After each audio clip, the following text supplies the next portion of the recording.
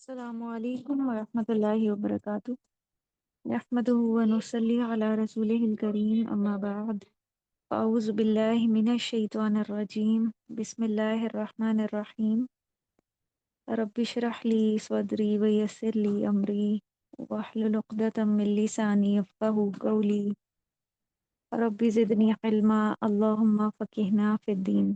کیسی ہیں آپ؟ خیریت سے ہیں؟ جی الحمد للہ۔ الحمد للہ، اللہ تعالیٰ آپ کو کامیاب کریں۔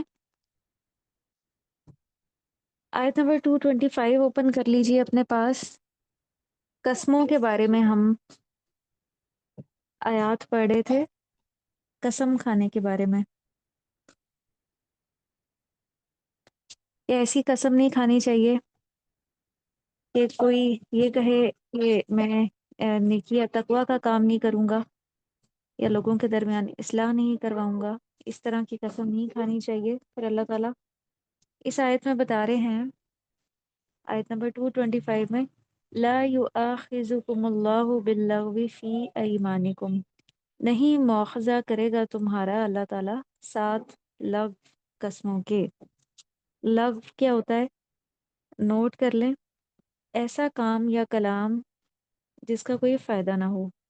جیسے بہت سے لوگوں کی عادت ہوتی ہے کہ وہ تکیہ کلام کے طور پہ کہتے ہیں کہ واللہ، واللہ کہ اللہ کی قسم بات بات پہ، یا انگریزی کا جو ورڈ ہوتا ہے بائی گاڈ، ایسی عادتاً کچھ لوگ کہہ رہے ہوتے ہیں، ان کی نیت یا ارادہ نہیں ہوتا، جو تکیہ کلام کے طور پہ منہ سے اچانک نکل جائے۔ تو اس طرح کی باتوں پہ پکڑ نہیں ہے، پکڑ ان چیزوں پہ ہے جو پکے ارادے اور نیت کے ساتھ کی جائیں۔ جو آیت کا اگلا حصہ بتا رہی ہے، وَلَٰكِنْ يُؤَاخِذُكُمْ، لیکن مواخذہ کرے گا تمہارا، بما کسبت، بوجہ اس کے جو کمائی کی، قلوبکم، تمہارے دل نے۔ یعنی اگر کوئی اپنے دل میں پکا ارادہ کر کے قسم کھاتا ہے ارادے سے، تو اس پہ پکڑ ہوگی، کیونکہ دل میں پیدا ہونے والے جو خیالات ہیں وہ بھی ایک اثر رکھتے ہیں۔ نیت پر بھی اجر ہوتا ہے۔ جیسے اگر کوئی انسان کسی نیک کام کی اپنے دل میں نیت کرتا ہے کہ میں نوافل کا اہتمام کروں گی یا صدقہ کروں گی یا روزہ رکھوں گی، تو محض نیت کرنے سے ہی اس کو ایک اجر مل جاتا ہے، اگر وہ کام نہیں بھی کر پاتا۔ تو اس سے ہمیں یہ سبق ملتا ہے کہ ہمیں اپنے دل میں اچھے کاموں کی نیت کرتے رہنا چاہیے، ان کو پورا کرنے کی بھی کوشش کرنی چاہیے، لیکن نیت کرتے رہنے پر بھی اجر ہے۔ اسی طرح اگر کوئی اپنے دل میں کسی گناہ کا خیال لے کر آتا ہے، لیکن گناہ کے بارے میں یہ ہے کہ جب تک وہ اس گناہ کو کر نہ لے تب تک اس پہ کوئی گناہ اس کا نہیں لکھا جاتا۔ تو یہ اللہ سبحانہ و تعالیٰ کی ایک رحمت ہے۔ اس کے باوجود اگر روز قیامت کسی کے نامہ اعمال میں گناہ زیادہ ہوں گے اور نیکیاں کم ہوں گی، تو اس کا مطلب ہے کہ اس نے پھر اپنی زندگی میں بہت زیادہ گناہ کیے ہیں۔ واللہ غفور حلیم، اور اللہ تعالیٰ بخشنے والا ہے، بردبار ہے۔ اور کچھ گناہ ہمیں جو دل سے تعلق رکھتے ہیں احادیث سے بھی پتہ چلتے ہیں، جیسے بدگمانی، کسی انسان کے بارے میں برا گمان رکھنا، یہ بھی گناہ کا کام ہے۔ ایک حدیث سے ہمیں پتہ چلتا ہے کہ بہت زیادہ گمان کرنے سے بچو، کیونکہ بدگمانی سب سے جھوٹی بات ہے۔ یا ایھا الذین آمنوا اجتنبوا کثیرا من الظن ان بعض الظن اثم، کہ اے لوگوں جو ایمان لائے ہو، بچو بہت زیادہ گمان کرنے سے، کیونکہ بعض گمان گناہ ہے، اور گمان کا تعلق دل سے ہوتا ہے۔ کسی کے بارے میں اچھا گمان رکھنا نیکی اور اچھائی ہے، اور کسی کے بارے میں بلا وجہ برا گمان رکھنا، اس پر پوچھ ہوگی۔ تو آج کل لوگ دوسروں کے بارے میں کیسا گمان رکھتے ہیں؟ آپ کی کیا رائے ہے؟ آپ نے کیا جائزہ لیا؟ عام طور پہ دیکھا کہ دوسروں کے بارے میں کس قسم کی رائے رکھی جاتی ہے، کیسا گمان رکھا جاتا ہے؟ برا گمان۔ بلا گمان رکھا جاتا ہے، اور بلا وجہ ایسے ہی اپنے قریبی ساتھیوں یا ایون گھر والوں، بہن بھائیوں، رشتہ داروں کے بارے میں بری بری باتیں کی جاتی ہیں، ان کے بارے میں برے برے خیالات اپنے دل میں رکھے جاتے ہیں۔ تو جیسا ہمارا کسی کے بارے میں گمان ہوتا ہے نا، ہمارا ویسا ہی اس کے ساتھ معاملہ بھی ہو جاتا ہے۔ اگر ہم اس کے بارے میں دل میں برا سوچیں گے تو ہم اس کے ساتھ معاملہ بھی برا رکھنا شروع کر دیں گے، کیونکہ دل کے جو خیالات ہیں نا وہ ہمارے عمل پہ بہت اثر انداز ہوتے ہیں۔ اگر ہمارا دل کسی کی طرف سے صاف ہوگا تو ہمارا اس کے ساتھ معاملہ بھی صاف ہوگا، معاملہ ہمارا اس کے ساتھ اچھا ہوگا۔ تو اس میں ہمارے لیے بہت بڑا سبق ہے کہ ہم دوسروں کے بارے میں ہمیشہ اپنے دل میں اچھا خیال رکھیں، برا خیال نہ لائیں اپنے دل میں۔ اگر اس نے کچھ برا بھی کیا بھی ہے تو اس معاملے کو اللہ کے سپرد کر دیں کہ یہ اس کا اور اللہ کا معاملہ ہے، اللہ تعالیٰ خود اس کا حساب لے لیں گے۔ لیکن ہم بلا وجہ کی بدگمانی رکھ کے اپنے دل کو میلا نہ کریں، اپنے دل کو گناہ گار نہ کریں، کیونکہ یہ بھی ایک روحانی بیماری ہے۔ کچھ لوگ اس میں مبتلا ہوتے ہیں اور وہ ہر ایک سے کٹ آف ہو جاتے ہیں، برا سوچ کے تنہا ہو جاتے ہیں، وہ کسی سے وہ ملنا، کسی سے بات کرنا پسند نہیں کرتے، اور اس کے پیچھے وجہ یہی ہوتی ہے کہ انہوں نے اپنے دل میں ہر ایک کے بارے میں ایک نیگیٹو رائے یا کومنٹ رکھا ہوا ہوتا ہے۔ تو اس سے بچنے کی ضرورت ہے۔ یہاں پہ میں آپ کو تھوڑا سا بتاؤں گی کہ قسم جو ہے اس کی بھی 3 قسمیں ہوتی ہیں۔ ایک ہوتی ہے جھوٹی قسم، جان بوجھ کر جھوٹی قسم کھانا، جس کا اس آیت کے دوسرے حصے میں ذکر کیا گیا ہے۔ مثلاً ایک شخص کہتا ہے کہ اللہ کی قسم میں نے یہ کام نہیں کیا، حالانکہ اس نے کیا ہوتا ہے۔ اللہ کی قسم کھا کے وہ اپنے آپ کو بچا رہا ہوتا ہے۔ تو یہ بہت بڑے گناہ کی بات ہے، ایسی قسم پہ توبہ استغفار کرنی چاہیے، ورنہ قیامت کے دن ایسی قسم پہ محاسبہ ہوگا۔ پھر دوسری قسم وہ ہوتی ہے جو لو قسم کی ہوتی ہے، جو انسان بلا ارادہ تکیہ کلام کے طور پہ کھاتا رہتا ہے۔ جیسے بہت سے لوگ، ان کو پتہ ہوتا ہے کہ وہ سچ بول رہے ہیں، لیکن اپنی بات کی یقین دہانی کے لیے وہ کہہ دیتے ہیں کہ اللہ کی قسم۔ تو ایسی قسموں سے بھی پرہیز کرنی چاہیے، لیکن اگر کوئی ایسی قسم کھا لیتا ہے تو اس پہ اس کا محاسبہ نہیں ہے۔ تیسری جو ہے وہ پکی قسم ہے، کسی کام یا ارادے کے لیے کوئی پکی قسم کھانا، یا کسی انسان سے بھی کوئی وعدہ کرنا۔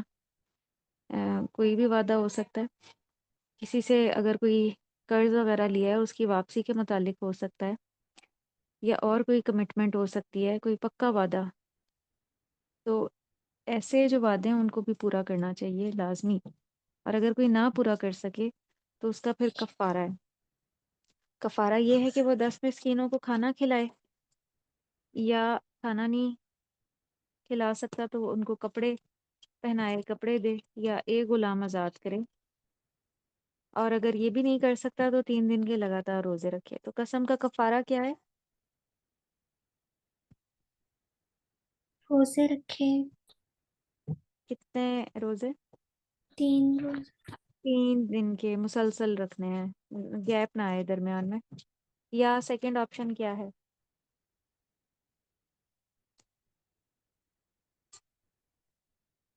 سیکنڈ آپشن کیا ہے؟ 10 مسکینوں کو کھانا کھلائے یا کپڑا پہنائے، جی، اور تیسری یہ ہے کہ یا ایک غلام آزاد کرے۔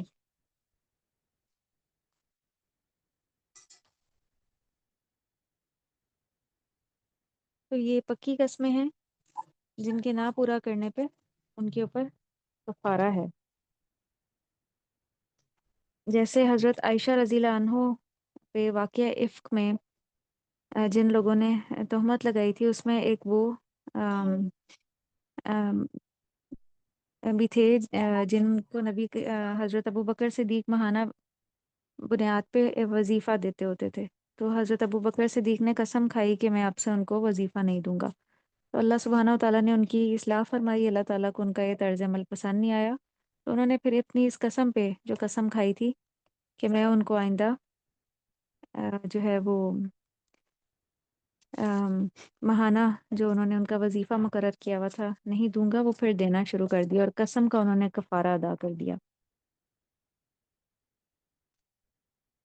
پھر آیت نمبر 226، للذین، ان لوگوں کے لیے، یہ الونا جو قسم کھا لیتے ہیں، من نسائہم اپنی بیویوں سے، تربص اربعۃ اشہر، انتظار کرنا ہے 4 مہینے۔ جو لوگ اپنی بیویوں سے تعلق نہ رکھنے کی قسم کھا بیٹھیں ان کے لیے 4 مہینے کی مہلت ہے۔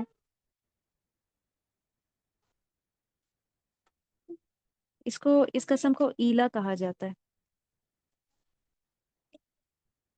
इसको ईला कहा जाता है। ये लूना से ईला है। लूना का यहाँ पे मतलब है ना जो कसम खा लेते हैं, तो ऐसी कसम को जो बीवियों से ताल्लुक ना रखने की हो, यानी जो मियाँ बीवी का रिलेशन होता है वो कायम ना किया जाए, तो ऐसी कसम को या नाराजगी को ईला कहा जाता है।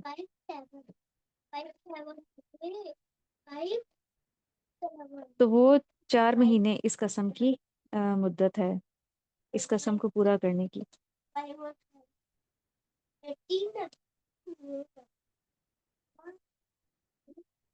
फ़इनफ़ाऊ, फिर अगर वो रुजू करें, फ़इन्नल्लाह गफ़ूरुर रहीम, तो बेशक अल्लाह ताला बख्शने वाला मेहरबान है। रुजू का मतलब है कि अगर वो आपस में सुलह कर लें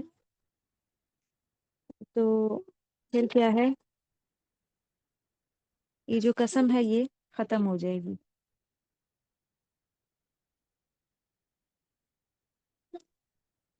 227 व इन अज़म तलाक, और ये जो पिछली कसम है ये बीवियों की इस्लाह से मुतालिक हो सकती है कि बसा औकात अगर शौहर बीवियों में कोई सरकशी देखें, कोई बुरा फेल देखें जिसकी वो इस्लाह चाहते हों और नौबत तलाक तक पहुंच जाए, तो उससे पहले एक इस्लाह का तरीका है कि वो कुछ माह, जैसे ये 4 माह की मुद्दत है, बीवियों से ताल्लुक ना रखने की कसम खा के इस्लाह करके देख लें कि हो सकता है उनके दरमियान इस्लाह हो जाए।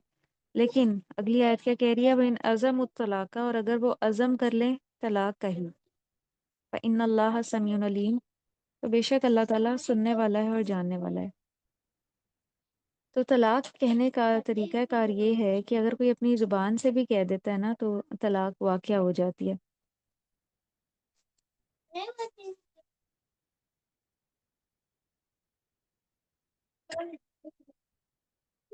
और 228 वल मुतवल्लकातु, और वो औरतें जो तलाक याफ्ता हैं, ये तरब्बस ना इंतज़ार करें वो भी अनफुसिहिन्ना, साथ अपने नफ्सों के, सलासा कुरू, 3 हैज़।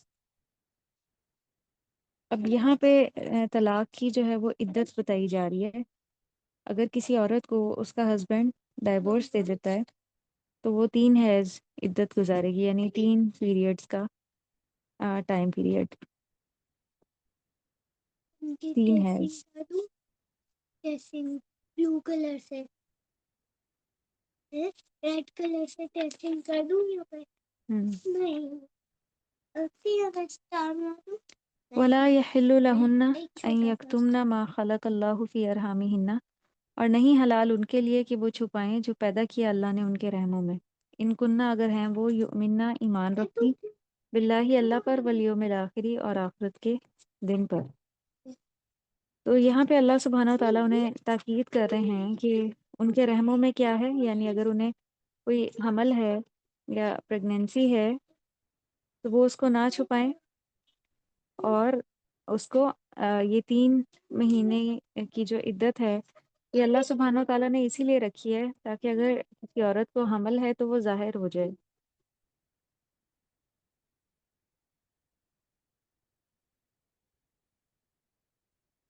वह बुऊलतुहुन्ना, और उनके शौहर, अहक्कु, ज़्यादा हकदार हैं, बिरद्दिहिन्ना, उनको लौटाने के, फी ज़ालिका, इसमें, इन अरादू, अगर वो इरादा करें, इस्लाह का, कि अगर वो अल्लाह और यौम आखिरत पर यकीन रखती हैं तो ये मामला जो है मामूली नहीं है।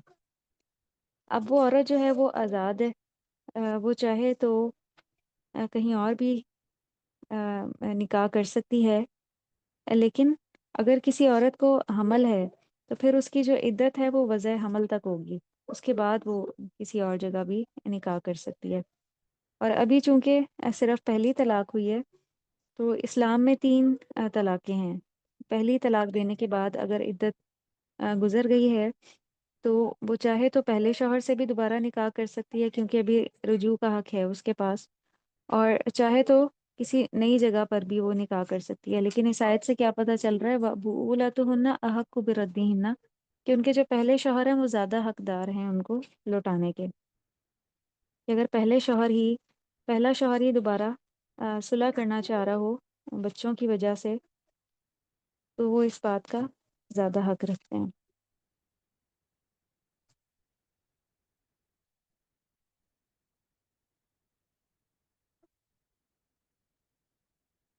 تو جتنے بھی خاندان یا گھر کے افراد ہیں انہیں رکاوٹ نہیں ڈالنی چاہیے۔ ہمارے معاشرے میں یہ بہت بڑی خرابی ہے کہ عورتوں کو دوبارہ ان کے جو شوہر ہیں ان سے رجوع نہیں کرنے دیتے۔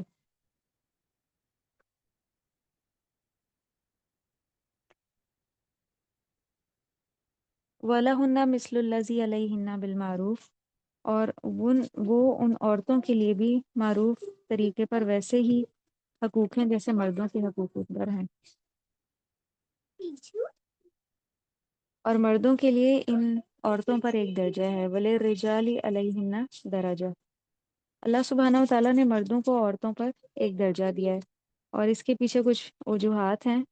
سب سے پہلی وجہ یہ ہے کہ مرد جو ہیں وہ جسمانی اعتبار سے قوی ہوتے ہیں اور عورت کو پروٹیکشن دیتے ہیں، اور شوہر جو ہے وہ عورت کا مہر اور نان نفقہ یعنی کھانا پینا اور کپڑے وغیرہ وہ اس کو مہیا کرتا ہے، اس کی ذمہ داریاں اٹھاتا ہے۔ اس لیے اللہ تعالیٰ نے طلاق کا حق بھی مرد کے ہاتھ میں رکھا ہے، اور اس کو ایک درجہ فضیلت دی ہے، اور وہ فضیلت کیا ہے کہ عورت شوہر کی بات مانے۔ عورت مرد کو طلاق نہیں دے سکتی۔ جن معاشروں میں یہ ٹرینڈ چلتا ہے وہاں پہ بڑی خرابیاں ہوتی ہیں، کیونکہ عورت جو ہے وہ فطری طور پہ کچھ کمزور ہے اور جذباتی ہے، تو اگر یہ رائٹ عورت کے پاس ہوگا تو معاشرے میں بہت سی خرابیاں پیدا ہو جائیں گی۔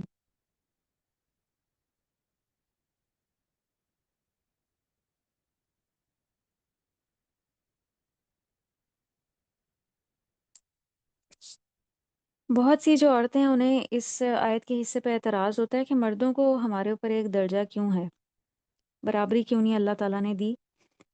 تو اس کے پیچھے، اللہ کے ہر حکم کے پیچھے بہت بڑی حکمت اور بہتری پوشیدہ ہے۔ اگر دو لوگوں کو ایکول رائٹس دے دیے جائیں، دو چیزیں بالکل برابر ہوں، تو پھر بتائیں کہ کیا ہوتا ہے ان دونوں کے مابین۔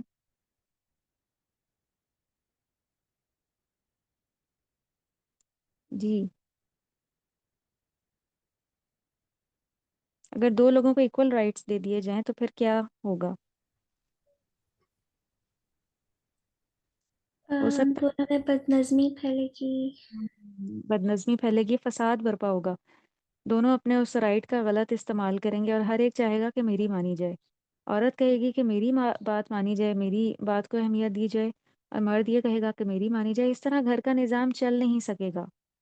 تو اس لیے ہو سکتا ہے کہ ایک عورت تقوی کے لحاظ سے، نیکی کے لحاظ سے مرد کے مقابلے میں کہیں بہتر ہو، کہیں آگے ہو اللہ کی نظر میں، لیکن عورت کو مرد کے ماتحت بنانے کا مقصد یہ ہے تاکہ گھر کا جو نظام ہے نا وہ سموتھلی چل سکے۔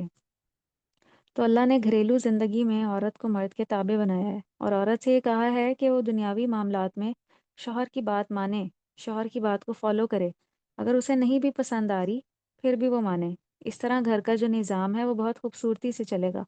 دین کے معاملے میں دونوں ایکول ہیں اللہ کی نظر میں، دونوں جو بھی نیکی کا کام کریں گے، نماز پڑھیں گے، صدقہ خیرات کریں گے، وہ اللہ کی نظر میں بالکل اس کا اجر و ثواب ایکول ہوگا دونوں کے لیے۔ لیکن گھریلو نظام میں اللہ نے عورت کو مرد کے تابع بنایا، اور اس کے پیچھے بہت بڑی بڑی حکمت ہیں۔ جو عورتیں اللہ کی اس آیت پہ یا حکم پہ اعتراض کرتی ہیں وہ پھر کامیاب زندگی نہیں گزارتی، ان کی زندگی میں جو گھریلو لائف ہے وہ بہت ڈسٹرب رہتی ہے، بہت گھر میں فساد اور جھگڑے وغیرہ رہتے ہیں، اور بچے بھی متاثر ہوتے ہیں پھر اس سے۔ یہ کوئی فخر والی بات نہیں ہے کہ ایک عورت جو ہے بالکل مرد کے برابر ہو جائے، وہ کہے کہ میں تو بالکل مرد کے برابر ہوں، اور مردوں والے کام کرنا شروع کر دے۔ یہ بالکل ایک غیر فطری چیز ہے، اور یہ اس کی اپنے ساتھ زیادتی ہے۔ اللہ تعالیٰ نے عورت کے اوپر یہ جو گھر کی ذمہ داری ڈالی ہے یہ چھوٹی ذمہ داری نہیں ہے۔ گھر کو لک آفٹر کرنا، بچوں کی اچھی تعلیم و تربیت کرنا، یہ بہت بڑی ذمہ داری ہے۔ جیسے مرد کو باہر کی معاشی ذمہ داری دی ہے جو بہت بڑی ہے، اسی طرح عورت کی جو ذمہ داری ہے گھر کے اندر وہ بھی چھوٹی نہیں ہے، کوئی اس کو چھوٹا اور کمتر نہ سمجھے۔ اگر کوئی عورت، اللہ سبحانہ و تعالیٰ نے عورت کو یہ پرمیشن دی ہے کہ اگر اس کے گھریلو حالات بہتر نہیں ہیں تو وہ باہر نکل کے جاب کر سکتی ہے، لیکن یہ اس کے لیے کمپلسری نہیں ہے کہ وہ ایسا لازمی کرے۔ اور اگر وہ ایسا کرتی ہے تو وہ اپنی جو ڈیوٹی اور ذمہ داری ہے اس کو بہت ڈبل کر لیتی ہے، کیونکہ اس کو گھر کا بھی مینیج کرنا پڑتا ہے، اس کو بچوں کو بھی دیکھنا پڑتا ہے، پھر ساتھ میں جاب بھی، تو یہ بہت زیادہ ٹف روٹین ہو جاتی ہے۔ اور جو ہسبینڈس ہیں وہ بسا اوقات گھر کے کاموں میں پھر کوآپریٹ نہیں کرتے، تو اس سے پھر گھر کا جو سارا سیٹ اپ ہے وہ متاثر ہوتا ہے۔ تو اس لیے اللہ تعالیٰ نے مرد کے اوپر باہر کی ذمہ داریاں ڈالی ہیں کہ وہ کما کر گھر لے کر آئے۔ اللہ تعالیٰ نے عورت کو ان ذمہ داریوں سے آزاد رکھا ہے، اس کو گھر کی ذمہ داری دی ہے، وہ اپنے گھر کو صاف ستھرا رکھے، نیٹ اینڈ کلین رکھے، بچوں کی اچھی پرورش کرے، ان کی تعلیم و تربیت کا خیال رکھے، گھر کے نظام کو منظم طریقے سے چلائے، ٹائملی سب کو کھانا وغیرہ دے، گھر صاف ستھرا رکھے، اور یہ بہت بڑی ذمہ داری ہے۔ بسا اوقات پورا دن بھی یہ ذمہ داریاں جو ہیں وہ پوری نہیں ہوتی، اور اس میں سے جو وقت باقی بچے یا باقی نکلے اس میں پھر وہ اپنی دینی تعلیم و تربیت اور دینی نشو و نما کے لیے اس ٹائم کو اسپینڈ کرے۔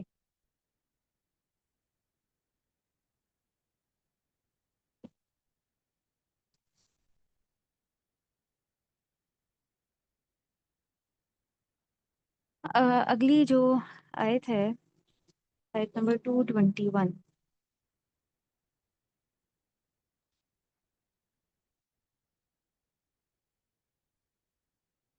221 جو آیت گزری تھی وہاں پہ ایک ورڈ گزرا تھا، وَلَوْ أَعْجَبَتْكُمْ، اور اگرچہ وہ پسند ہوں تمہیں، تو جہاں پہ بات ہوئی تھی کہ جو لونڈی اور غلام ہیں وہ زیادہ بہتر ہیں تمہارے لیے بنسبت مشرکہ کے، اگرچہ وہ تمہیں پسند ہوں۔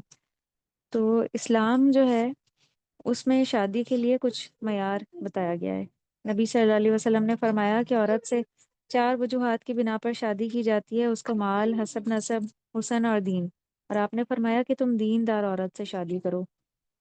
تو جو دیندار عورت ہوتی ہے وہ ظاہر ہے اللہ سبحانہ و تعالیٰ کے سارے احکامات کو سمجھتی بھی ہے اور اس کو فالو کرنے کی خواہش مند بھی ہوتی ہے، اور ایسی عورت سے ہی گھر میں ایک سکون کی فضا پیدا ہو سکتی ہے۔ اس والے میں تو شادی کرنے کے لیے سب سے پہلے یہ دیکھنا چاہیے کہ وہ شخص اللہ کا کتنا حق دیتا ہے اور پھر بندوں کا کتنا حق دیتا ہے، کیونکہ جو اللہ سے نہیں ڈرتا نا، وہ بندوں کے حق بھی ادا نہیں کرتا، اور وہ پھر آپ کا بھی حق نہیں دے گا۔ تو مرد اور عورت دونوں کے اندر شادی کا ڈیسیژن لینے سے پہلے یہ خوبی دیکھنی چاہیے۔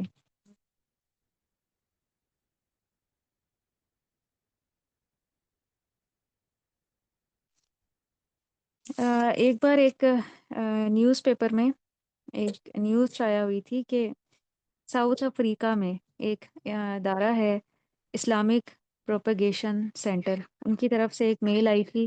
ایک خاتون نے اس میں لکھا تھا کہ بہت سی مسلمان لڑکیاں جب ان علاقوں میں جاتی ہیں تو وہ بسا اوقات ہندو، سکھ اور نان مسلم سے شادی کر لیتی ہیں، اور مسلمان عورت کی شادی تو اہل کتاب مرد سے بھی نہیں ہو سکتی۔ اور وہ اپنے بارے میں بھی یہ بتا رہی تھی وہ خاتون کہ میں نے بھی ایک غیر مسلم سے شادی کی تھی، اور میری یہ رائے تھی کہ دین سے کیا فرق پڑتا ہے۔ اور وہ یہ بتانے لگیں کہ میرا خیال تھا کہ زندگی بہت خوبصورت ہوگی، لیکن انہوں نے پھر ذکر کیا کہ میرے شوہر میں طہارت اور پاکیزگی کا بالکل بھی کوئی تصور نہیں تھا، اور مجھے جو ہے بہت زیادہ پریشانی ہوئی۔ پھر جب اولاد ہوئی تو ان کے ناموں سے لے کر، نام رکھنے سے لے کر ان کے مذہب کو فالو کرنے تک شدید جھگڑا ہوا، اور اس کی وجہ سے بچے بہت زیادہ متاثر ہوئے، نہایت کشمکش کا شکار ہوئے۔ تو وہ کہنے لگی کہ میری مسلم لڑکیوں سے یہ التجا ہے کہ وہ ہرگز اس طرح کا نقصان نہ کریں۔ اور وہ بتانے لگی کہ میری زندگی اب ختم ہو گئی ہے، اور میرا مقصد اب صرف اپنے بچوں کی صحیح تربیت کرنا ہے، انہیں اپنے دین کی خوبصورتی سے آگاہ کرنا ہے۔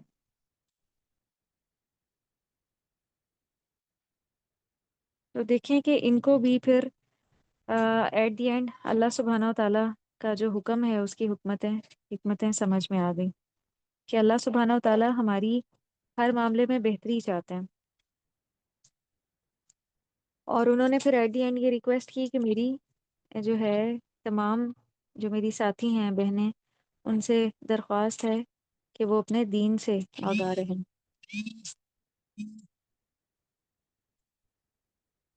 ایک عورت جو ہے وہ فطری طور پہ کمزور ہوتی ہے، اگر وہ کسی نان مسلم سے شادی کر لیتی ہے تو پھر آہستہ آہستہ کیا ہوگا، اس کے دین کی طرف مائل ہونے لگتی ہے۔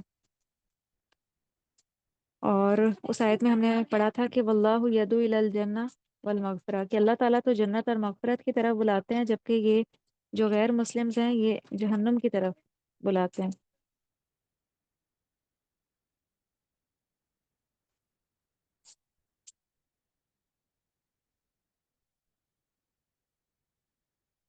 آیت 222 جو ہے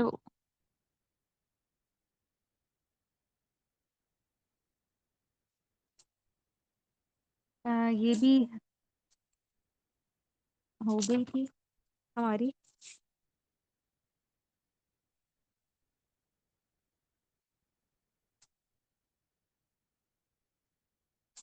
چلیں، یہاں تک آپ کا کوئی سوال ہے؟